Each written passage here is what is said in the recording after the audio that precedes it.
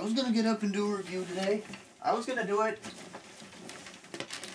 Look, I'm doing it. The comedy.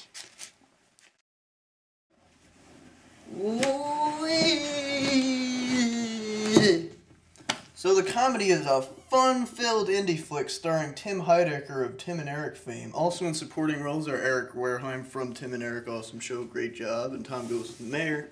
And also James Murphy of the recently disbanded LCD Soundsystem. Pretty much the movie is we're following around Tim Heidecker's character as he wanders aimlessly around Williamsburg, Brooklyn, drinking down PBRs and listening to soft indie rock. Basically, if you can't tell by now, him and his friends are supposed to be what the filmmaker's view of hipsters are.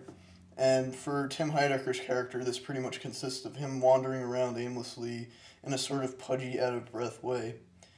And all we really know about his character beforehand is that he's inherited a large sum of money, presumably from his father, and he doesn't really know what to do with it.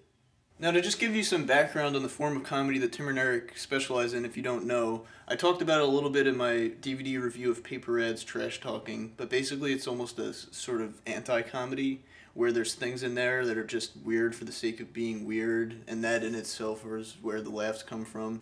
And there's just this love for crappy cable access TV in the 90s, which is shared in their contemporaries, such as Everything in Heaven is TV or Everything is Terrible.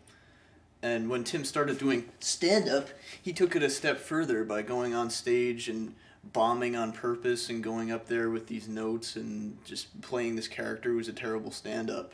So where could he possibly take it any further than that? You know, how could they be even more subversive with the next step they take? Well, they named a movie the comedy, and in actuality it's bleak and sad to watch. How's that for unexpected?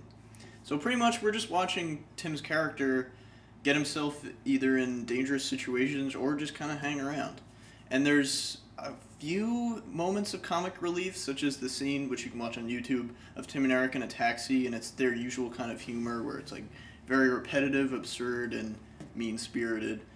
In fact, Tim's character is actually pretty loathsome. There's nothing to really latch onto or feel any sympathy with him for.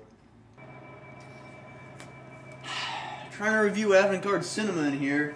There were just a lot of questions left unanswered, and I realized that the movie is supposed to be ambiguous and not give you any easy answers, and I also didn't want to have some sort of message just beating me over the head in the movie, but I'm not exactly sure what they're criticizing about hipster culture, and it just kind of seems like they're doing something unexpected just because no one's expecting it. But I just didn't come away with the movie feeling anything substantial. Coming from a technical standpoint, the movie looks pretty good, but there's sort of this camera movement where the camera's constantly swaying all around and it makes you feel like you're on a ship or something, and it's just not necessary. I can see how that's necessary in some movies, but for me, it wasn't necessary in this at all. But other than that, yeah, still kind of don't know where they were going with this movie, what they were trying to say.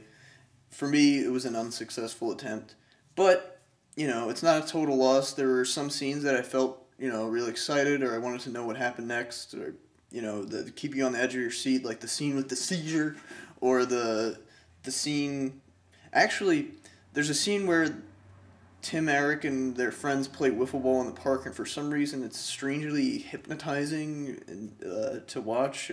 The combination of that and the music, that scene really feels like that's part of, like, okay, that's like an indie movie. This whole movie...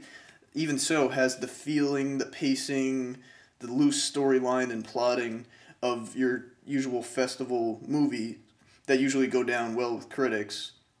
But a lot of critics criticize this movie, including me. I'm not a critic. But anyway, not a total loss. I'm glad I reviewed it.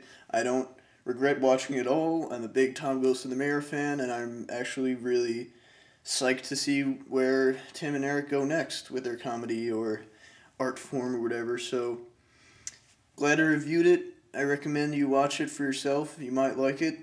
That's the comedy, and that's basically it for now. So I know you were sexy before, but stay sexy, all right?